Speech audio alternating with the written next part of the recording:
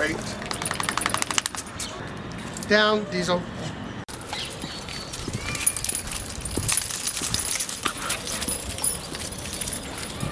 Wait, Diesel. See, you know why you're the last one? Because you don't listen. Sit down. See, when we come in here into this area, this is Ravenscourt Park in Hammersmith. We come in here because this is an enclosure and it's somewhere I can bring all of them in here safely to play. Because on the outside, that's where you got all the, all the so-called posh people with their, other breeds. And a lot of these people are terrified of my dogs. I've had a kid come over here and he starts barking next to the fence, and he's woo, woo, woo, woo. And he goes like, "Oh, mommy, look, those are those dangerous dogs, mommy. Those are dangerous dogs." And I thought, and his mother didn't even say, "Don't say that. That's not nice. You don't say that." And then another family came by as well. Same thing. The little girls are saying, "Look, mommy." So you know that they're getting it from their parents. Because no little kid, no little 4 or 5-year-old is making something like that up. You can tell where they're getting it from.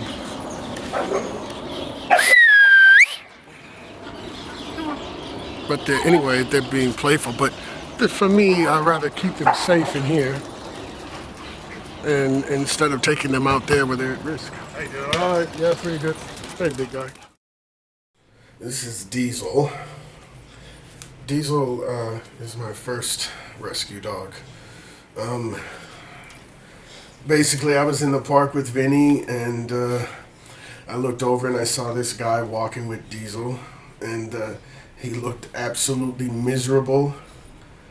And you never seen such a thing. The guy's walking there and Diesel's with him.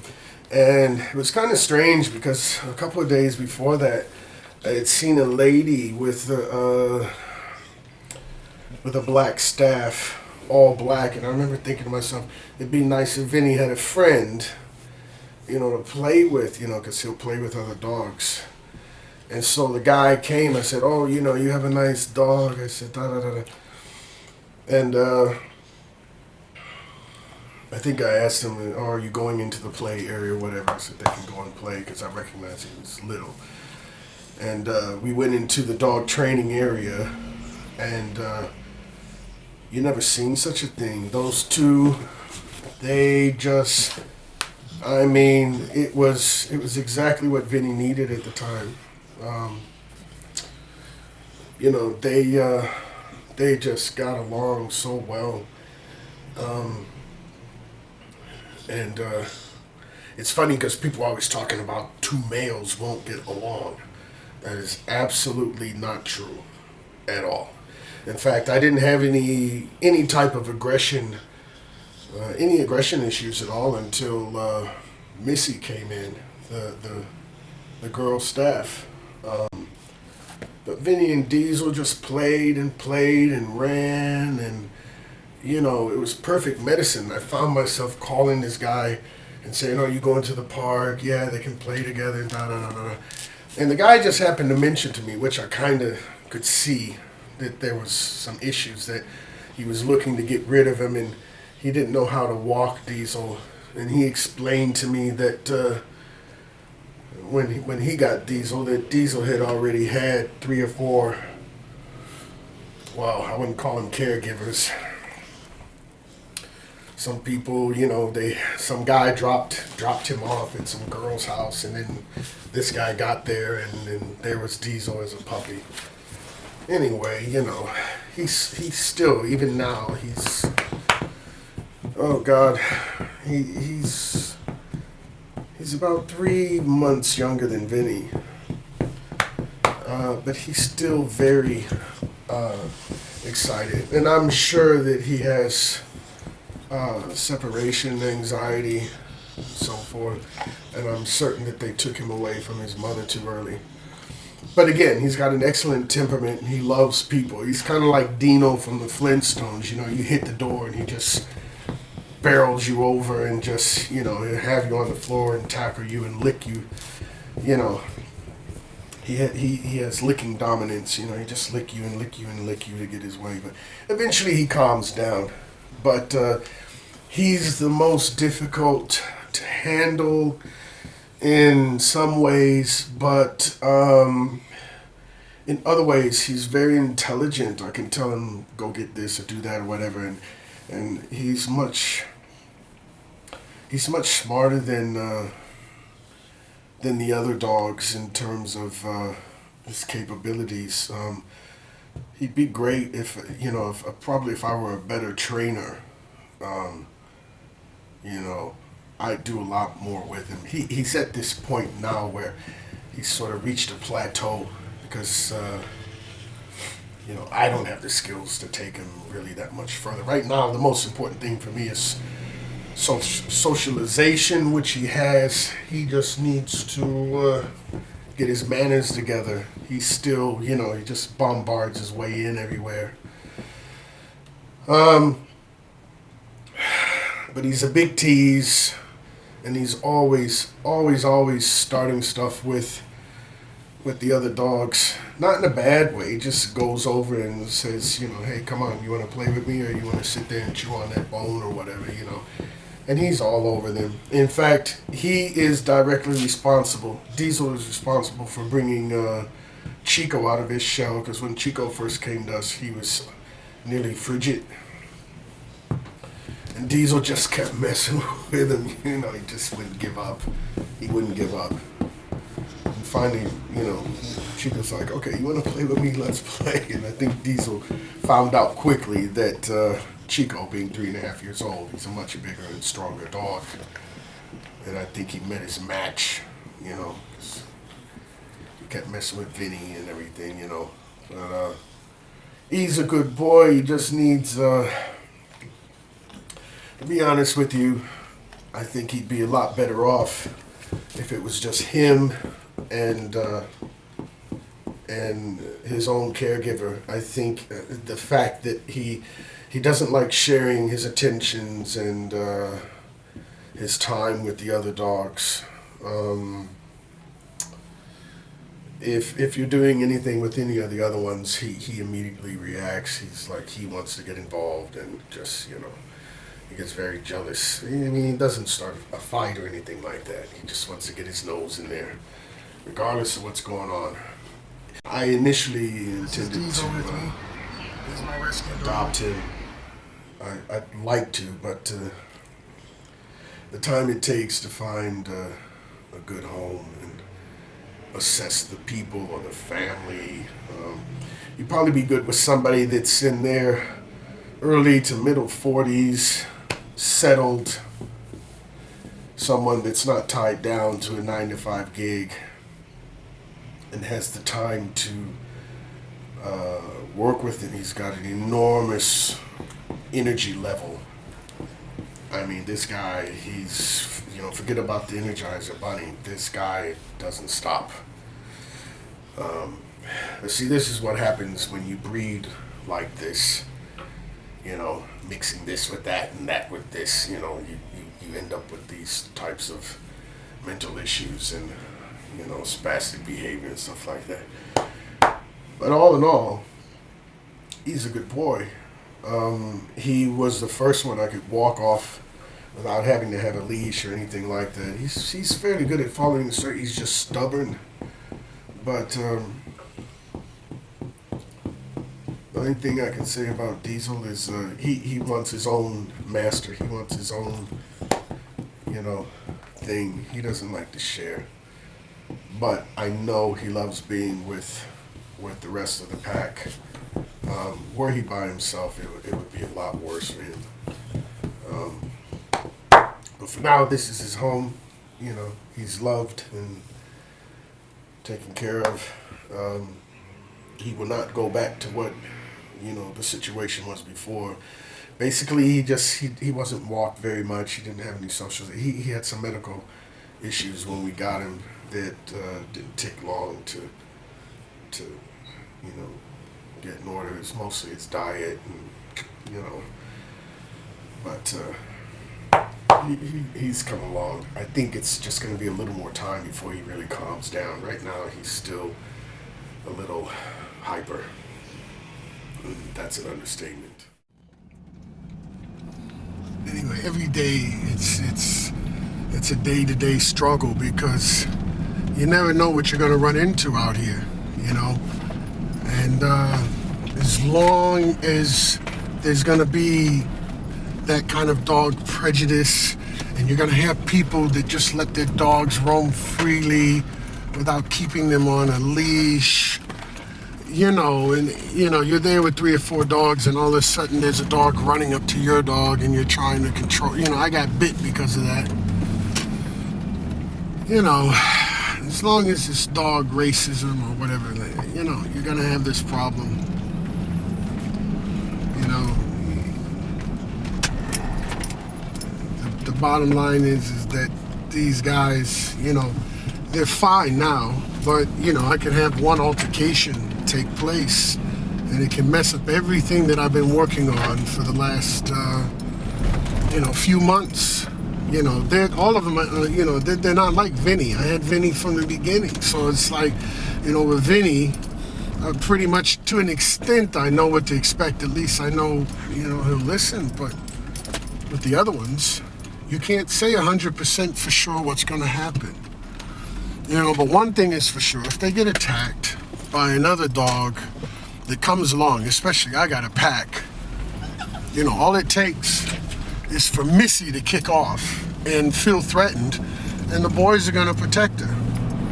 And, you know, now I'm in trouble because I've got 4 dogs, bull breeds, that are, you know, and they're all trying to protect themselves or me, you know, and they should have the right to do that. They shouldn't have to worry about whether or not, you know, if other people, you know, socialize their dogs, you know, the right way and brought them up from a pup from early on and kept that, you know, that training going.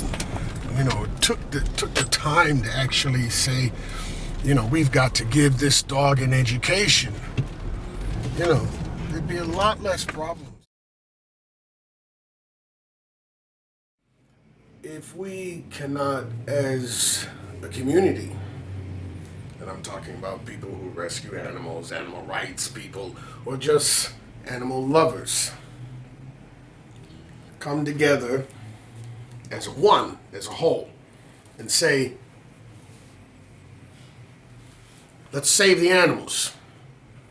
You know, and drop all the politics and, you know, well, this is the right way to do it, and this is the right way to do that, and this is the right way. Well, it should be done this way, and oh, we're from this country, and we want to have it this way, and it should be, you know. I've seen situations where dogs did not get rescued because of the politics that were involved. They wanted to do it their way, and if it wasn't done their way, in the way that they see it should be done, then it wasn't going to happen. Why? Get the dog out of there. You know? I had a situation once, there was a dog, and I said, I'm going to get him. I said, yeah, I'm going to get him. I spoke to somebody and I had somewhere for the dog to go. So I called the people. I said, hello. I said, okay, I'm coming to get him. I call, nobody calls me back. I call again, nobody calls me back. I call, nobody calls me back. So I start to send a message. Hello. We don't know what's happened with that because so-and-so was dealing with it. I said, regardless of that, I said, you got the phone number? Yeah. Give me the phone number. Do you think I got the phone number to call the lady to say, how you doing? I'm Rocky Viazzani. I'm coming to get the dog. I'm coming today. I have somewhere for him to go. Blah, blah, blah, blah. The person basically ignored me after that point. So I thought, well, where's the dog? Huh? Nobody knows. The ball got dropped. You know, and people say, well, you know, sometimes this happens. No, it don't. God only knows what situation. Hey, I don't need to hear the excuses. You know, why wasn't this done?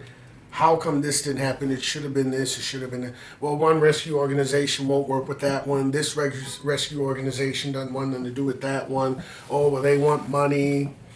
So and so wants this, or so and so wants that, or they won't do this because it's that, and blah blah blah. Well, we like to make sure that this happens and that, and get the dog out of there.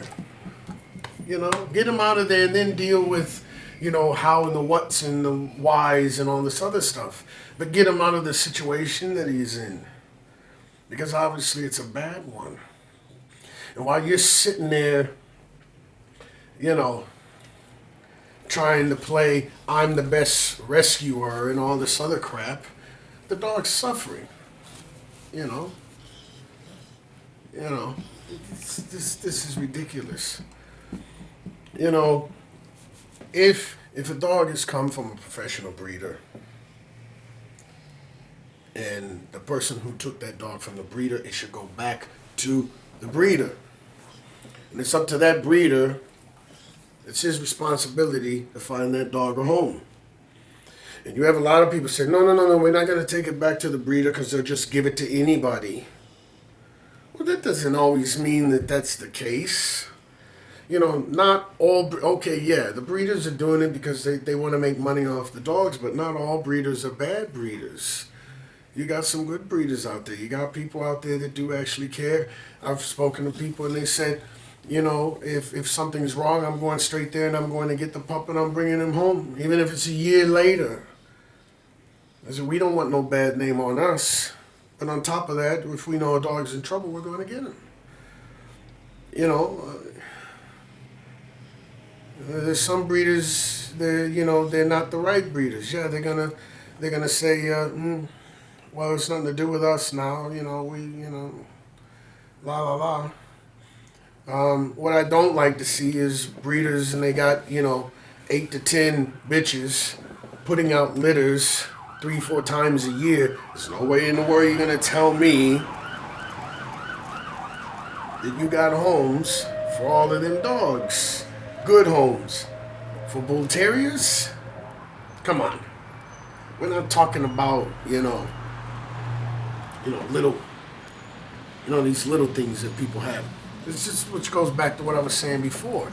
If you get a dog that is beyond your physical means or your mental means, you get one of these dogs that you can't control if he decides to kick off. I think it's smart that a lot of people get these little dogs that they can handle. Because they know in their mind, they say, I've had people say to me, oh, they're an awful lot to handle. I said, well, not for me.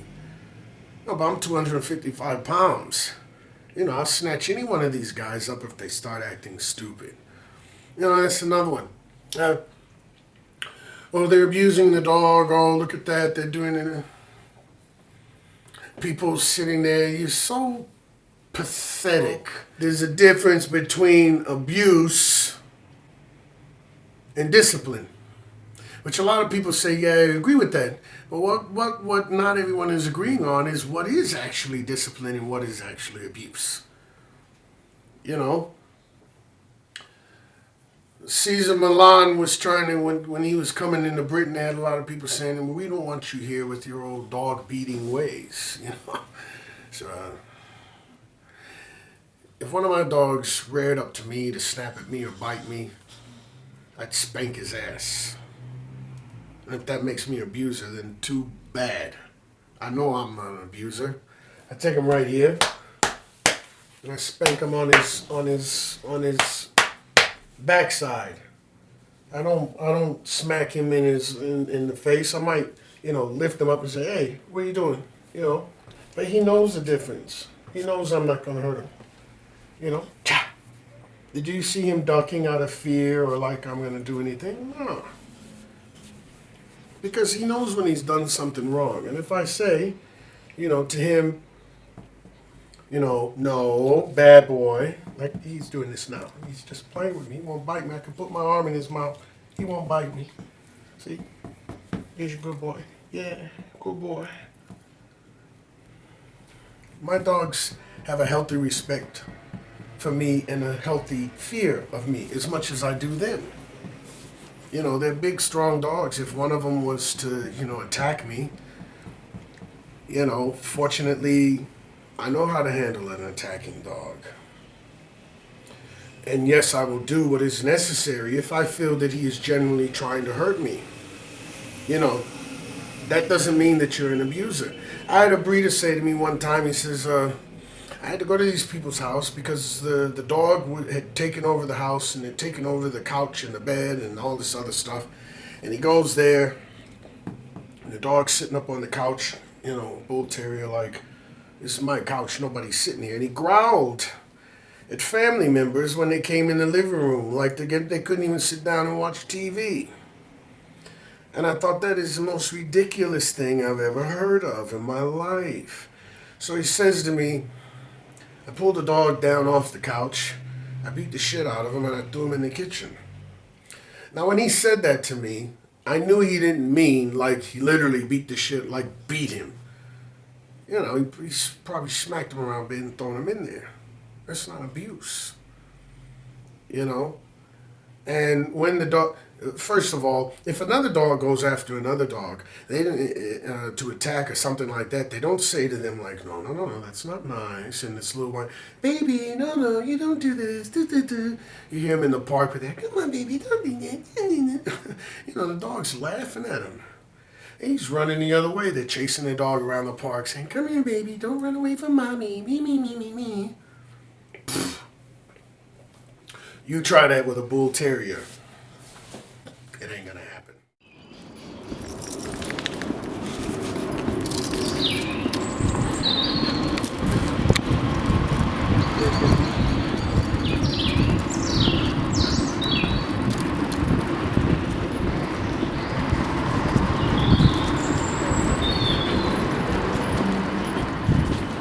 See, this is funny. A horse can come and shit like that and eat everything, but if a dog did that, they'd be screaming bloody murder everywhere. This would be a great park if they cleaned it up.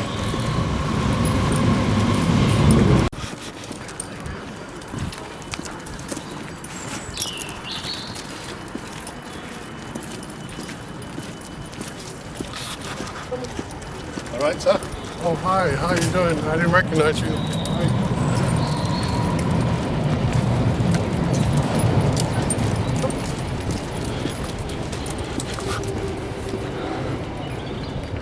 Most of the people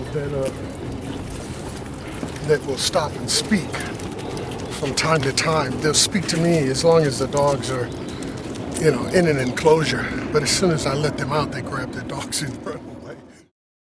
Bull terrier, you give it an inch, it takes a mile.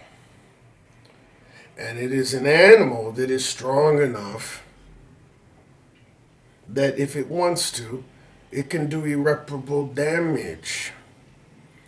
If I get bit by, a border collie, he's probably going to take some flesh and do this or something that's going to hurt. A bull terrier, he'll go through bone and marrow and everything else. So that's probably why people say they're dangerous dogs, because of their physical capability. But just because an animal has a physical capability of doing something, it doesn't mean that it's going to.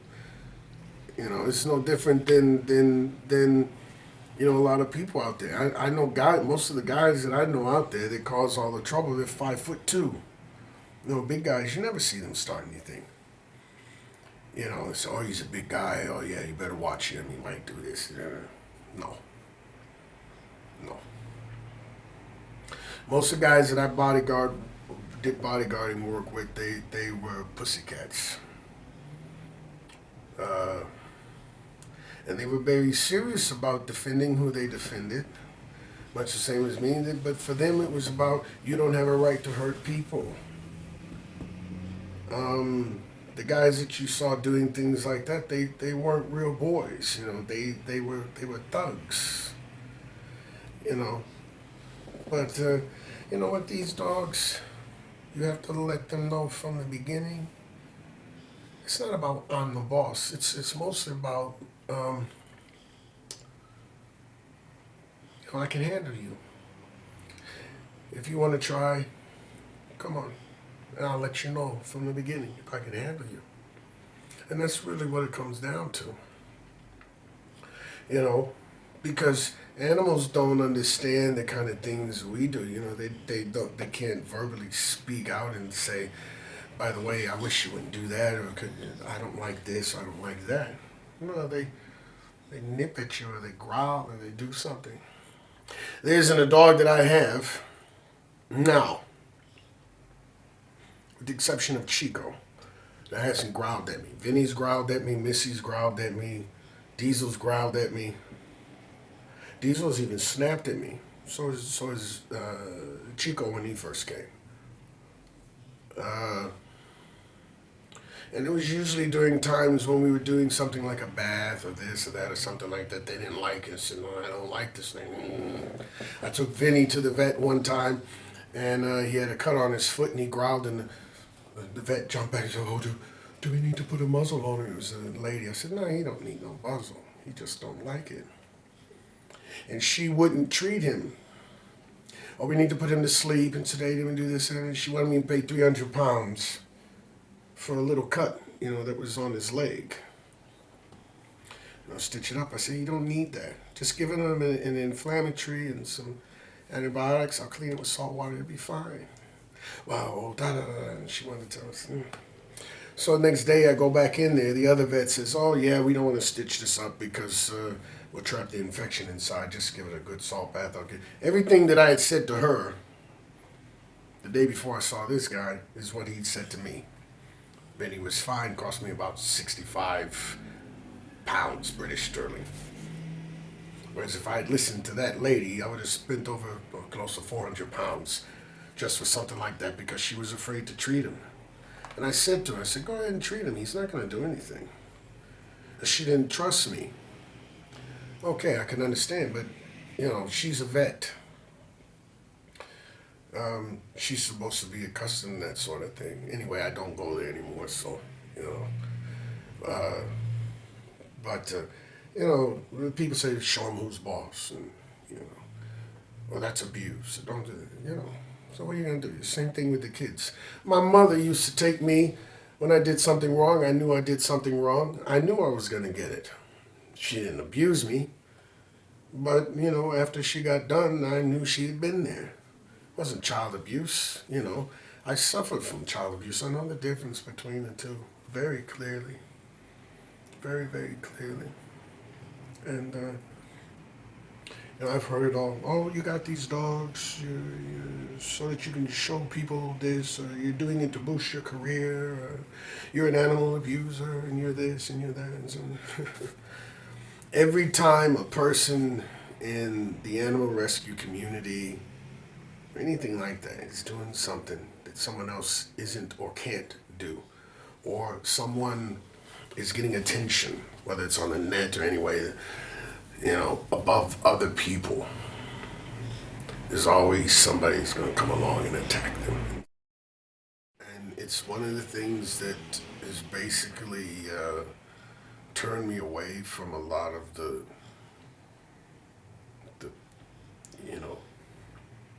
animal rights activists that they call themselves, because I can't get into all this bickering and this kind of BS. I've seen things where they put a post up on the internet, and all you get from here to here, the first couple ones, oh, that's cute, or I like this, or so and so, so and so. Then after that, you got people fighting and arguing and screaming and swearing at each other, being racist, being derogatory, saying everything you can think of under the sun. I've had people delete me or block me from either Facebook or MySpace or something like that because their views differ from mine. Well, I'm going to block him because he doesn't think the way I do. And I'm this, and I'm omnipotent. It's like I said, call God. Tell me he's been replaced. Throwing stones is not going to help these animals. The people that you need to be concerned with are the ones that are killing our animals every day in kill shelters and in these so-called, rescue centers and places. Well, we don't have anywhere for them to go. What do you mean you don't have nowhere for them to go? Why does a dog have to go into a family home? Let him go. I'd rather my dog ran the streets free and took his own chances than to put him to sleep. As I was saying earlier, you see a pack of strays, you go look at them. They look so free, but you can be sure sooner or later somebody's going to round them up. Why? They ain't hurting nobody. They're not even paying attention to people. You see about 7 or 8 of them. I remember so clearly. They come running through the neighborhood, and they just run straight through trotting, and you see the one in the front and the one in the back, all sorts of breeds. They're all dirty and mangy looking, But it's the most beautiful thing you ever seen. In fact, I had to stop my dog from going and running off with him at one point. I had to go and get her. I said, come back here. But thinking about it now, they were free. Maybe she wasn't as free as I thought she was. Diesel. But anyway, I'm going to leave it alone. I got work to do with my pack. We're going to keep growing. We're going to keep doing this, and hopefully we'll all find a center, a place where they're all welcome and we're all welcome. Right now, the only thing I think about is where we're gonna go next. Where we're gonna go, and we're not gonna have any problems. Diesel, you ready to go? Because it's a funny old world out there. Imagine me showing up in your neighborhood with my 4 dogs, saying, yeah, we're moving in next door. In $1 million, somebody will be watching this video clip and they'll be going, oh, why are they walking those dogs with chains? Oh, this is so bad. Well, it gives me leverage, because I can just weight in the chain. You get a little leather strap, they'll snap that in two. Come on, baby. I pick the times of days to go out with them when I know it's less congested. It's just to avoid, other people.